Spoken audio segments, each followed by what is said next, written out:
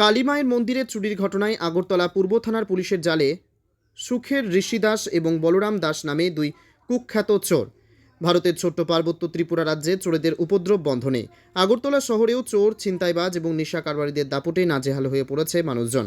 চুরির অভিযোগ আগরতলা পূর্ব থানায় জমা হতেই ওসি রানা চ্যাটার্জির নেতৃত্বে টিম গঠন করে কুখ্যাত চোরেদের গ্রেপ্তার করতে সক্ষম হচ্ছে পুলিশ। আবারও আগরতলা পূর্ব থানায় আটক হলো সুখের ঋষি দাস এবং বলরাম দাস নামে দুই কুখ্যাত চোর।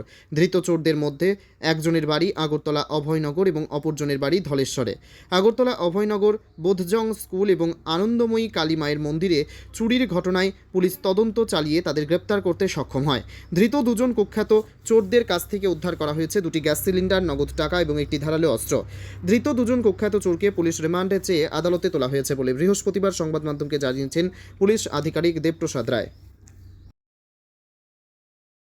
অ্যাকচুয়ালি গত পরশুদিন রাত্রিবেলা সুমন দেববর্মা, ওনার বাড়ি নর্থ বনমালীপুর, বয়েজ বুজুর্গ স্কুলের পাশে ওনার দোকান আছে। ওই দোকানে একটি চুরি হয়। তো চুরি হওয়ার পর ওনার দোকান থেকে গ্যাস সিলিন্ডার এবং এগুলি চুরি করে নিয়ে যায়। পরবর্তী সময়ে আরেকটি ঘটনা হয়, আনন্দময়ী মা কালী মন্দিরের যে প্রণামী বাক্স আছে ওটা থেকে প্রণামী বাক্স ভেঙে টাকা নিয়ে যায়, প্রণামীর টাকা নিয়ে যায়।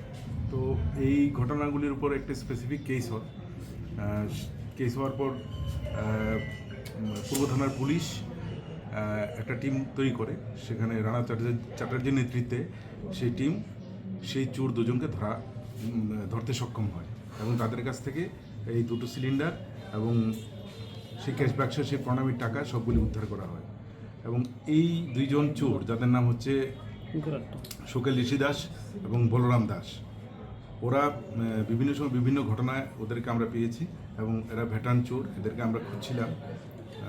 এইবার তাদেরকে ধরা সম্ভব হয়েছে। আশা করি শহরের মধ্যে ছোটোখাটো চুরিগুলি আমরা বন্ধ করতে পারবো। 1010 টাকা। আর দোকানটা কি সেটা?